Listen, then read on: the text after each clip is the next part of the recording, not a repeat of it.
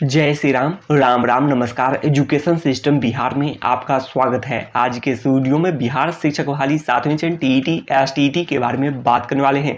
TET STET शिक्षक अभ्यर्थियों के लिए बड़ी खबर निकलकर सामने आ रही है। सभी विषय के अभ्यर्थियों के लिए महत्वपूर्ण है। 7वें चरण के सभी टीईटी एसटीईटी क्वालिफाइड अभ्यर्थी ध्यान दें। जैसा कि आप लोग हेडलाइन देख रहे होंगे, इन सभी महत्वपूर्ण बिंदुओं पर बात करने वाले हैं, महत्वपूर्ण जानकारी साझा करने वाले हैं। तो आप लोग इस वीडियो में बने रहें, वीडियो को अंत तक देखें। टॉप इन्फॉर्मेशन अपडेट आज के तमाम इंफॉर्मेशन को अपडेट करने वाले हैं, जानकारी साझा करने वाले हैं। तो आप लोग देख रहे होंगे आखिर कब जारी होगा 7वां चरण नोटिफिकेशन, 7th फेज नोटिफिकेशन कब जारी होगा।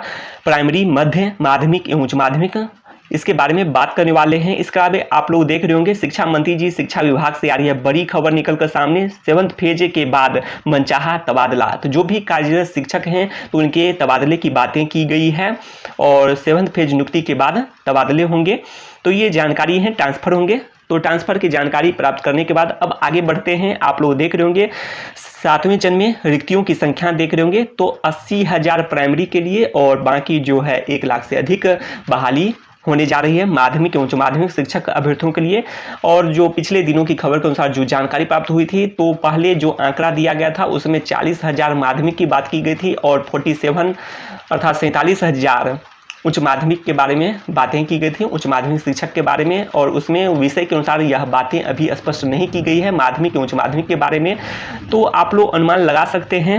इसके अलावा कंप्यूटर शिक्षक के बारे में भी जो स्वीकृत पद हैं और इसके अलावा और भी पद जो 47,000 में भी पद बन सकते हैं। कंप्यूटर साइंस के विषय के अनुसार बात करें अर्थात विद्यालय की संख्या के अनुसार बात करें और विषय जो उच्च माध्यमिक के विषय हैं, काफ़ी विषय भी हैं, तो सभी विषय में बहाली होने जा रही है। हाँ, 50% आप लोग जो देख रहे होंगे 50% पद प्रमोशन के अर्थात प्रोन्नति से भरे जाएंगे, प्रमोशन के तहत भरे जाएंगे। नियमावली 2020 में भी इसका जिक्र किया गया है उच्च माध्यमिक शिक्षक के लिए।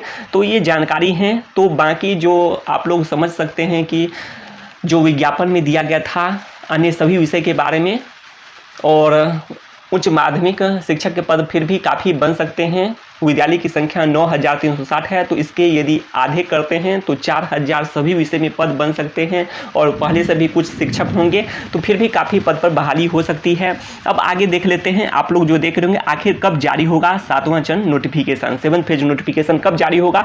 प्राइमरी और मध्य के लिए सबसे पहले बात कर लेते हैं, 6 to 8 के लिए और 1 to 5 के लिए अर्थात क्लास 1 से 8 के लिए सीटेड बीटेड उत्तीर्ण अभ्यर्थियों के लिए। तो आप लोग उम्मीद रखें 8 अगस्त 10 अगस्त के बाद नोटिफिकेशन जारी होने की पूरी संभावना है।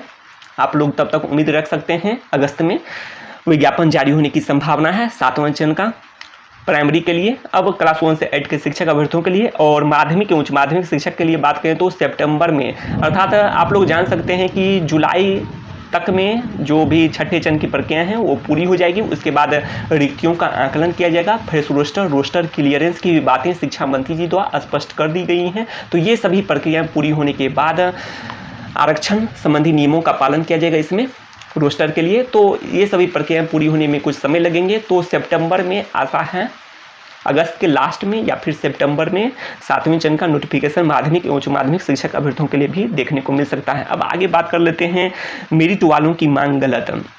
तो जो मांगे हो रही है, जबकि शिक्षा मंत्री जी हों या फिर हाई कोर्ट से बात करें, सभी जगह स्पष्ट हो चुका है। 26 जून का लेटर, उसी समय से सभी बातें स्पष्ट हो गई है। मेरिट लिस्ट या फिर नोट इन मेरिट लिस्ट कुछ नहीं है, सभी क्वालिफाइड हैं, सभी पात्र हैं, सभी आवेदन कर सकते हैं। और रिक्तियों की संख्या को बढ़ाने के लिए प्रयास करना चाहिए, न कि मेरिट और नोट इन मेरिट आपस में उलझना चाहिए इन बातों को लेकर। और रिक्तियों की संख्या को बढ़ाते ही सभी अभ्यर्थी की नौकरी पक्की हो सकती है। और खासकर बात करें 2 विषयों की बात करें, सोशल साइंस और कंप्यूटर साइंस विषय में रिक्तियों की संख्या का बढ़ना अत्यंत आवश्यक है। सोशल साइंस विषय में भी नौकरी पक्की की संभावना अधिक से अधिक बन रही है। बहुत सारे अभ्यर्थी क्लास 1 से 8 में भी अर्थात 6 to 8 में भी जा सकते हैं। नज़दीक के जो भी आसपास के क्षेत्र मिल जाते हैं, मन चाहा अर्थात इच्छित विद्यालय मिल जाते हैं, तो उसमें भी जा सकते हैं। और बात करें तो छठे चरण में भी बहुत सारे शिक्षक बहाल भी हुए हैं। तो ये सभी जानकारी हैं।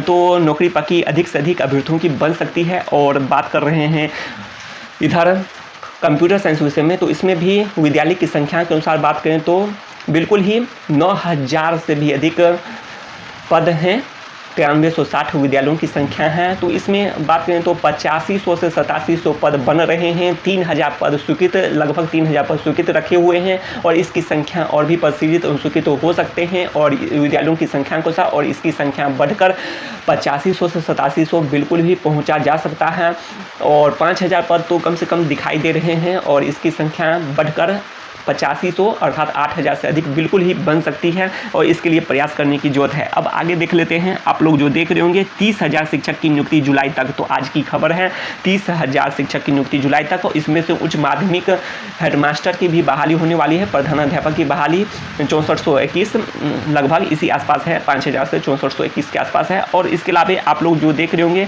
5000 फिजिकल टीचर और भवन निर्माण पर 7000 करोड़ 2 साल में, तो ये सभी जानकारी शिक्षा मंत्री जी द्वारा स्पष्ट की गई है। और इसके अलावा देख रहे होंगे हर पंचायत में उच्च माध्यमिक विद्यालय लक्ष्य पूरा, ये सभी जानकारी दी गई है शिक्षा मंत्री जी द्वारा। और इसके अलावा आप लोग देख सकते हैं मदरसा शिक्षकों और लिपिक की नियुक्ति और नियमावली 2022 का जिक्र किया गया है। तो ये सभी जानकारी हैं। हाईकोर्ट का आया ऑर्डर, तो हाईकोर्ट का ऑर्डर आया और बहाली प्रक्रिया जो 7वें चरण का है इस पर अभी फिलहाल के लिए रोक लग गई है और फिलहाल के लिए रोक जो लग गई है तो ये जानकारी दी गई है। और मामला है फिजिक्स सब्जेक्ट का है और फिजिक्स में बात करें तो 4 सामान्य ज्ञान से और एक फिजिक्स में क्वेश्चन गलत या फिर गलत हो या फिर ऑप्शन गलत हो या फिर आंसर गलत हो, जिस पर पिछले वीडियो में बातें किए हैं। तो कुछ भी मामला रहे तो इस कारण से रोक लग गई है। तो यही जानकारी है हाईकोर्ट का ऑर्डर।